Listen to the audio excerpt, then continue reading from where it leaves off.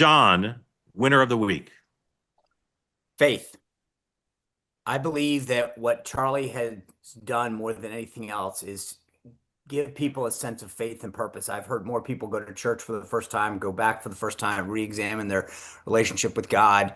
And when you can do that 31 years old, that's a huge feat. Dan, winner of the week. Charlie Kirk's legacy. I think he is arguably more power. He's more impactful for more people today than he was prior to his death. Yeah. The winner of the week is the American people.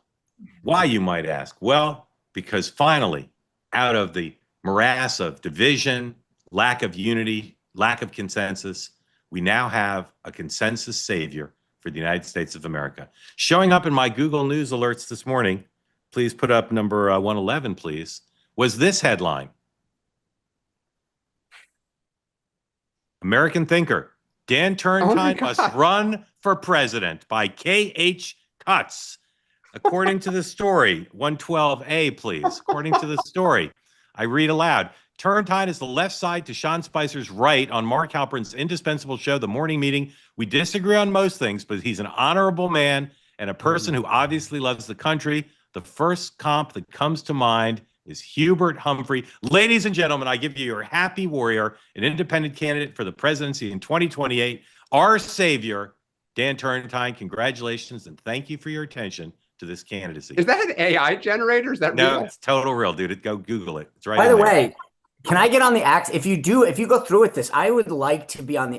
By the way, Matthew Bartlett, I don't want to be VP. Actually, VP is not bad. The House is amazing. Yeah, House. But I will say this: I just want to be on the access list. Like, I don't want to have to badge in. You know, people have had reality shows where they've like run for office and that they've made that into a show. I really do think it's too late for one of us to run for mayor. If I could turn the clock back, I would do that. But Dan, I think we should file for you and you should run.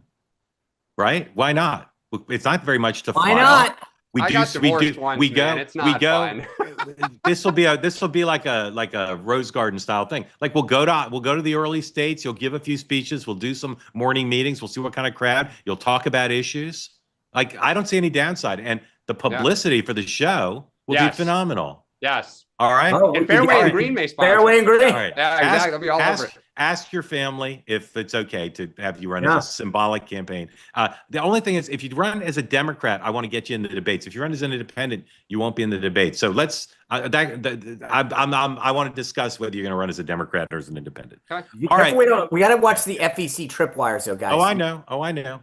We're not regulated. We have no licenses yet. Sean, loser of the week. Hold on. Brendan Carr just texted and he said, lawsuit filed. So my loser of the week is Biden-Harris 25. And the reason I combine them, and it's Biden-Harris 25, Joe Biden and his legacy in the Biden Library, and Kamala Harris and her legacy in the book combined make them the loser of the week. Dan, loser of the week. All right, I'm going to audible Paul because he just took mine, and I won't copy with Kamala Harris. I'll say he was my runner-up. Was Chuck Schumer? He has dug himself in a hole. He is going to get hammered again from all sides. We are going to lose the shutdown debate, and he once again has lost the fight. Dan. Sorry, I lost my train of thought. Your turn. Your turn. My loser. No, I had something to say about Schumer, but it just gone out of my head. My loser of the week is those Americans like myself who hate hypocrisy, because the right is suddenly championing cancellation, and the left is suddenly opposing people losing their jobs for things they say. It makes me bonkers to see all this hypocrisy. Sean, I respect. I'm not gonna. We're not gonna debate this. Yeah, you're gonna say there's a principal difference between them. No, and I think there's a difference. There's no both sidesism. I've said it all week. It's not the same. Canceling someone because they supported, made, or condoned a violent act versus digging up something that they said in third grade is not everyone who the left canceled was canceled for somebody digging something up they said in third grade. Some people were canceled for things they said contemporaneously. I'm not saying they're identical things, but you either believe that people should not lose their jobs for things they say, or you don't.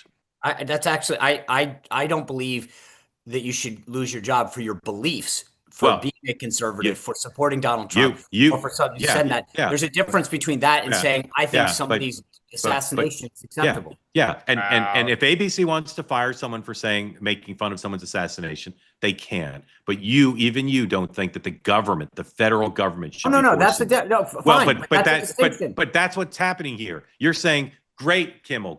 No, it's not great when the government forces. And if evening entertainers that don't tell the truth on political commentary is the standard for being fired, there will Correct. be no hosts on almost Correct. every cable I also network. think we're Correct. buying into a There's a narrative new- that somehow Brendan Carr's responsible for all this versus Nexstar, Sinclair, Tenga, and other actual affiliates. We don't know. We don't know why Bob Iger did it, as I said earlier, but we know that Carr shouldn't have said what he said regardless. If you want to make what to watch for this weekend related to Phoenix, you've got to be more specific. You can't just watch the ceremony. Sean. Well, I was going to say it's the first day of early voting here in Virginia, so I was going to look for the vote. But what I am really looking for when it comes to Phoenix is how the Dems respond to it. What did they say coming out of this Sunday, Monday? Dan.